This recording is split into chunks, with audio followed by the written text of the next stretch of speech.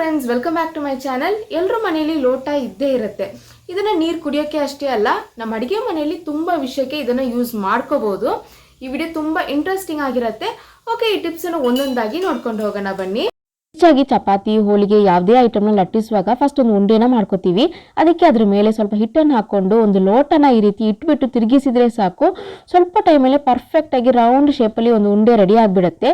ತುಂಬ ಜನಕ್ಕೆ ಚಪಾತಿ ಮಾಡಬೇಕು, 30-50 ಉಂಡೆಗಳನ್ನ ರೆಡಿ ಮಾಡಬೇಕು ಅಂತ ಇರುವಾಗ ಈ ರೀತಿ ಟ್ರೈ ಮಾಡಿ, ನಿಮ್ಮ ಕೆಲಸ ಬೇಗ ಆಗುತ್ತೆ. ಟಿಪ್ ನಂಬರ್ 2, ಕುಟಾಣಿ ಯೂಸ್ ಮಾಡಿಬಿಟ್ಟು ಅದನ್ನು ಹಾಗೆ ಓಪನ್ ಆಗಿ ಬಿಟ್ಟರೆ ಅದರ ಒಳಗೆ ಡಸ್ಟ್ ಎಲ್ಲ ಹೋಗ್ಬಿಡುತ್ತೆ.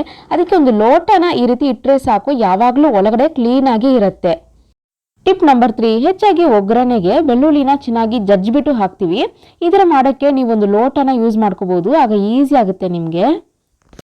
ಟಿಪ್ ನಂಬರ್ 4, ತುಂಬ ಸಲ ಈ ಲೋಟ ಏನಿದೆ ಅದು ಒಂದಕ್ಕೊಂದು ಅಂಟ್ಕೊಂಡ್ಬಿಡುತ್ತೆ. ಏನೇ ಮಾಡಿದರೂ ಅದು ಬರೋದೇ ಇಲ್ಲ. ಅದಕ್ಕೆ ಏನು ಮಾಡ್ಕೋಬೇಕಂದ್ರೆ ಇನ್ನೂ 2 ಲೋಟಗಳನ್ನ ನೀವು ತಗೊಂಡು ಈ ಅಂಟ್ಕೊಂಡಿದೆ ನೋಡಿ, ಸೆಂಟ್ರಲ್ಲಿ ಸ್ವಲ್ಪ ಗ್ಯಾಪ್ ಇರುತ್ತೆ, ಅಲ್ಲಿ ಇದನ್ನು ಇಟ್ಬಿಟ್ಟು ನೀವು ಜೋರಾಗಿ ಪ್ರೆಸ್ ಮಾಡಿದರೆ ಅದು ಸಪ್ರೇಟ್ ಆಗುತ್ತೆ ನೋಡಿ. ಈಸಿಯಾಗಿ ನೀವು ರಿಮೂವ್ ಮಾಡ್ಕೋಬೋದು. ಲಾಸ್ಟಾಗಿ ಒಂದು ಸೀಕ್ರೆಟ್ ಟಿಪ್ ಹೇಳ್ತೀನಿ ನೋಡಿ. ಹೆಚ್ಚಾಗಿ ಈ ಗಾಜಿನ ಲೋಟದಲ್ಲಿ ಜ್ಯೂಸ್ ಇಲ್ಲ ನೀರು ನಾವು ಬೇರೆದಕ್ಕೆ ಹಾಕುವಾಗ ಅದು ಫುಲ್ ಚೆಲ್ಬಿಡುತ್ತೆ. ಅದಕ್ಕೆ ಏನು ಮಾಡಬೇಕಂದ್ರೆ ಮೇಲ್ಗಡೆ ಒಂದು ಸ್ಪೂನ್ ಇಟ್ಕೋಬೇಕು.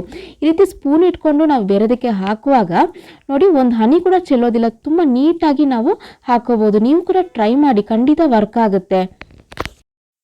ಓಕೆ ಫ್ರೆಂಡ್ಸ್, ಇವತ್ತು ನಾನು ಹೇಳಿದ ಟಿಪ್ಸಲ್ಲಿ ಒಂದು ಟಿಪ್ಸ್ ಆದರೂ ನಿಮಗೆ ಯೂಸ್ಫುಲ್ ಆಗಿರ್ಬೋದಲ್ವಾ? ಸೊ ಈ ವಿಡಿಯೋಗೆ ಲೈಕ್ ಹಾಕೋದನ್ನು ಮರಿಬೇಡಿ. ಯಾವ ಟಿಪ್ಸ್ ಇಷ್ಟ ಆಯ್ತು ಅಂದರೆ ನನಗೆ ಕಮೆಂಟ್ ಮಾಡಿ.